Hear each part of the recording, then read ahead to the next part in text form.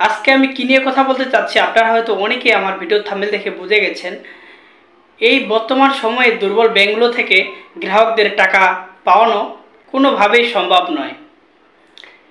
বর্তমান সময়ে যে দুর্বল ব্যাংকগুলোতে আমরা অ্যাকাউন্ট করেছি, যে দুর্বল ব্যাংকগুলো গ্রাহকদের টাকা ফিরিয়ে দিতে পারছে না, এই দুর্বল ব্যাংকগুলো থেকে আমাদের টাকা আশা করা শুধু বোকামি। কেন? আজকে সম্পূর্ণ ভিডিওটি দেখলে আপনি বুঝতে পারবেন।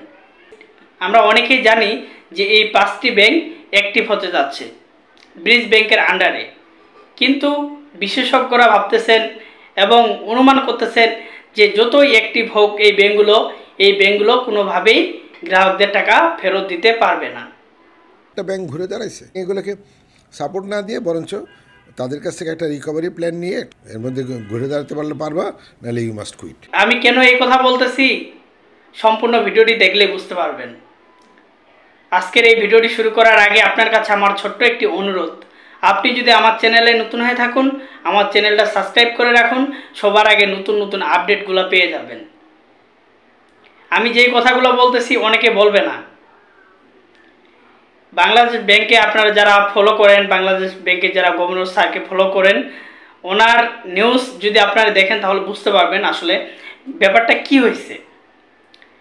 বর্তমান দুর্বল যে ব্যাংকগুলো আছে এই ব্যাংকগুলো থেকে আমাদের টাকা আশা করা বোকামি ছাড়া কোনো কিছুই না।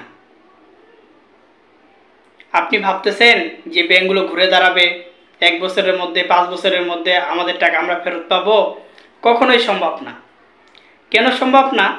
আপনারা হয়তো অনেকেই জানেন যে এই 5টি ব্যাংক অ্যাক্টিভ হতে চাচ্ছে ব্রিজ ব্যাংকের আন্ডারে, কিন্তু আপনি কি জানেন যে এই 5টি ব্যাংক অ্যাক্টিভ হতে কত টাকা লাগবে? এই 5টি ব্যাংক অ্যাক্টিভ হতে সরকারের কাছে 30,000 কোটি টাকা চাওয়া হয়েছে।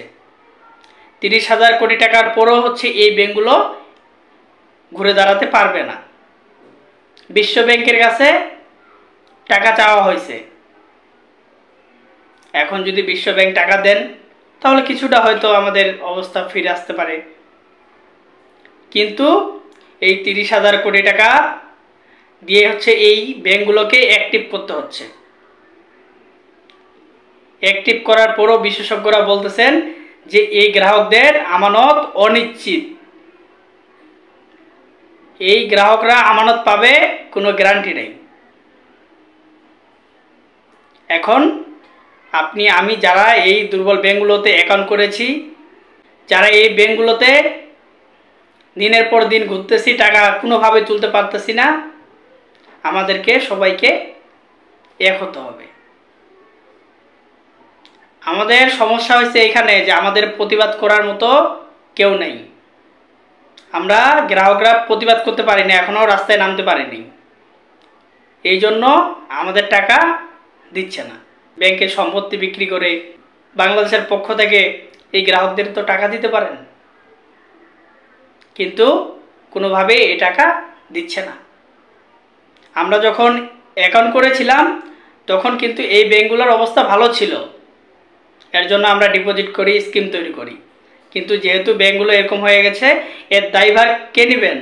বাংলাদেশ ব্যাংকে নেওয়া উচিত, কেন্দ্র ব্যাংকে নেওয়া উচিত, কিন্তু কেউ নিচ্ছে না। এখন সবাই বলতেছে যে ব্যাংকে টাকা নাই, গ্রাহকদেরকে আমরা কিভাবে টাকা দিব? যে ব্যাংকে টাকা নাই গ্রাহকরা কোনোভাবেই টাকা পাবেন না। আর আপনি ভাবতেছেন যে এই 5টি ব্যাংক অ্যাক্টিভ হচ্ছে, বাকি ব্যাংকগুলো অ্যাক্টিভ হলে গ্রাহকদের আমানত ফিরে পাবেন? কোনোভাবেই সম্ভব না। এখন আমাদেরকে যে কাজটি করতে হবে, আমাদেরকে সবাই মিলে এক হয়ে আমাদেরকে প্রতিবাদ করতে হবে। টাকার জন্য ব্যাংকে যেয়ে বসে থাকতে হবে যে আমরা আমাদের টাকা রাখছি, আমাদের টাকা আমাদেরকে ফেরত দেন। এখন সবথেকে বড় কথা হয়েছে এই যে আমরা গ্রাহকরা আছি, আমরা এই গ্রাহকরা একসাথে হব কিভাবে? আপনারা যদি বলেন যে আমার সাথে আপনারা একমত হবেন, আমরা সবাই মিলে একটা গ্রুপ তৈরি করব, সেই গ্রুপে সবাই আমরা একসাথে হব। যদি আমরা যেতগুলা ব্যাংক দেউলিয়া হয়েছে এবং যেতগুলা ব্যাংক গ্রাহকদের টাকা দিতে পারছে না, আমরা সবাই যদি এক হতে পারি, আমরা যদি প্রতিবাদ করতে পারি, আমরা আশা করা যায় কিছু হলেও এখান থেকে একটা পাবো। কিন্তু কেউ যদি প্রতিবাদ না করে তাহলে এই ব্যাংক কখনো টাকা দিতে পারবেন না। ব্যাংক অ্যাক্টিভ হোক, ব্যাংক যাই হোক, ব্যাংকের সম্পত্তি বিক্রি করুক, ব্যাংক কোনোভাবেই গ্রাহকদের টাকা দিতে পারবে না। এগুলো আমাদেরকে হচ্ছে সান্ত্বনা দিচ্ছে যে ব্যাংক অ্যাক্টিভ হচ্ছে, ব্যাংকের সম্পত্তি বিক্রি করা হচ্ছে, ব্যাংকের সম্পত্তি তদন্ত করা হচ্ছে, এগুলো আমাদেরকে সান্ত্বনা দেওয়া হচ্ছে। আমি জানি না যে আপনারা দেখেছেন কি না, যেই 5টি ব্যাংক অ্যাক্টিভ হতে চাচ্ছে এই 5টি ব্যাংক ব্রিজ ব্যাংকের আন্ডারে চলবে, কিন্তু এই ব্রিজ ব্যাংকের মেয়াদ থাকবে মাত্র 2 বছর। 2 বছরে যদি এই ব্যাংক ঘুরে না দাঁড়াইতে পারে তাহলে গ্রাহকদের আমানত শেষ। এরকম করে হচ্ছে মানুষকে সান্ত্বনা দিচ্ছে, ডেট পিছাচ্ছে, ধামাচাপা দিচ্ছে। আসলে আপনি যদি আমার সাথে একমত হন, আমরা সবাই মিলে হচ্ছে একটা গ্রুপ তৈরি করব, আমরা সবাই মিলে প্রতিবাদ করব। আপনারা যদি রাজি থাকেন তাহলে আমার এই ভিডিওর যে কমেন্ট বক্স থাকবে আপনারা সেইখানে কমেন্ট করবেন যে ভাই আপনার সাথে আমরা একমত আছি, আপনি গ্রুপ তৈরি করেন, কোথায় আমাদেরকে জয়েন করবেন বা কিভাবে আমরা একসাথে হব, আমরা সেখানে সবাই মিলে প্রতিবাদ করব। আমরা কোথায় গ্রুপ করব, আমরা কিভাবে একসাথে হব, আমি সম্পূর্ণ বিষয়ে আমি অন্য একটা ভিডিও নিয়ে আলোচনা করব। আপনারা সবাই আপনাদের মতামত কমেন্ট করে আমাকে জানিয়ে দিবেন। আমি আবারও বলছি, আপনারা যদি প্রতিবাদ না করেন তাহলে এই ব্যাংকগুলো থেকে টাকা তোলা কখনোই সম্ভব না। আমাদেরকে সবাইকে মিলে প্রতিবাদ করতে হবে, আমাদের সবাইকে এক হইতে হবে।